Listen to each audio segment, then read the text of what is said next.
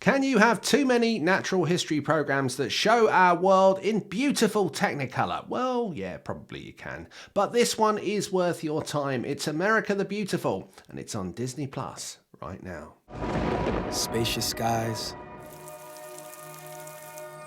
amber waves, purple mountains.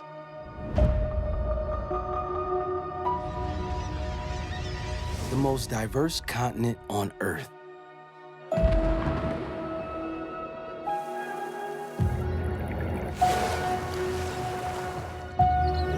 This is America. Hello and welcome to Screen OD. I hope you're having a good day. Thanks so much for tuning in. If you're new to the channel, my name is Tim. I'm an editor and a journalist who's been writing and talking about TV, movies and the entertainment industry for 15 years. If you're not new to the channel, well, you know who I am, and welcome back. It's great to have you here. Now, you will know if you're not new to the channel that I am quite partial to a natural history documentary. And there's been a few decent ones recently. There was Great National Parks presented by POTUS himself, well, former POTUS, Barack Obama. You can watch a review of that up there.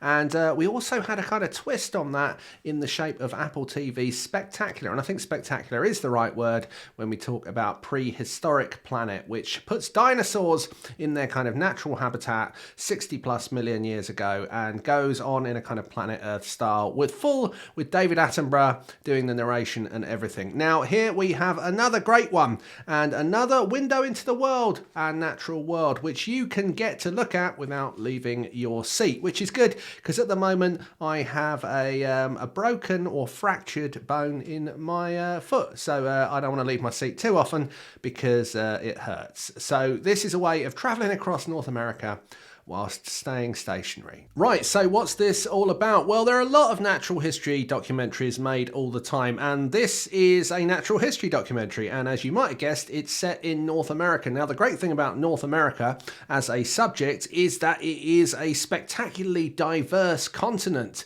which has huge amounts of different animals and landscapes for you to explore as a viewer. And this show really does that spectacular setting real justice. It's a beautifully crafted, well put together and nicely paced documentary. If you like looking at animals in their habitats, if you like meeting the people who are trying to help with conservation projects, and if you want to see some quite unexpected things here and there, this is a 6-part series for you. Now, these days, everyone has brilliant cameras and drones and techniques for making natural history documentaries. The days of the BBC Film Unit and the David Attenborough documentaries being the only show in town are over. Now, I do believe that Attenborough and that BBC Film Unit still make some of the best content, but there are content creators all over the world making some absolutely brilliant stuff because the equipment's getting cheaper and the techniques are getting easier to employ. That said, these are still very, very difficult, very, very time-consuming projects to get right on the scale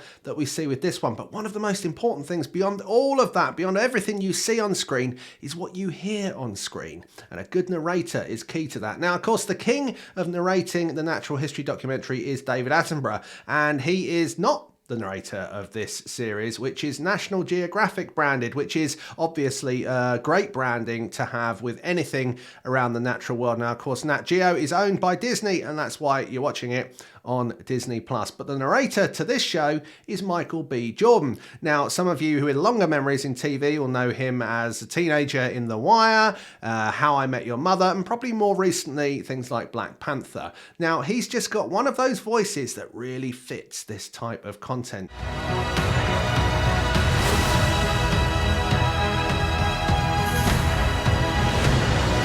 This is America. Sea to shining sea.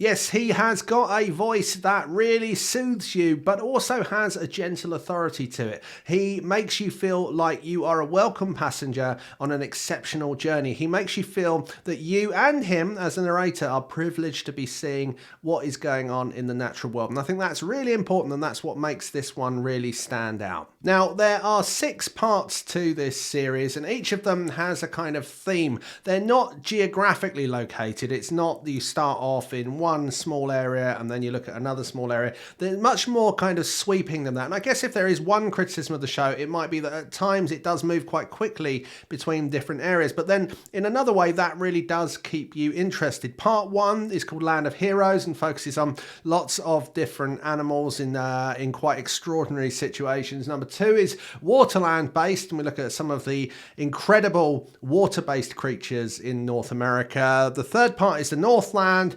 The 4th part is Wild West, and then you have the Heartland in the 5th part, where you see some really, really extraordinary animals. And then at the end you have a part called Brave New World, which is part 6. Now this and the whole of the series has a theme, and I think any natural history series these days has to recognize that a lot of these animals, a lot of these habitats are endangered. And in the final part there is much more focus on this, and we see more of the people who are doing things to help protect this environment, who are involved in ecology and are involved in trying to help the impact that humans are having on the natural world. We're also treated to a little bit of behind the scenes, a little bit of how the cameras are set up and how they capture some of the imagery that you see. That's always been one of my favourite parts in the BBC series over the years, is where they have that segment where they kind of show you just how difficult it was to get the shots that you are seeing. And there's a little bit of an element of that to this too. However, overall, this is just a really, really well-made documentary series. It is, and every time one of these is made, the picture quality just seems to get better.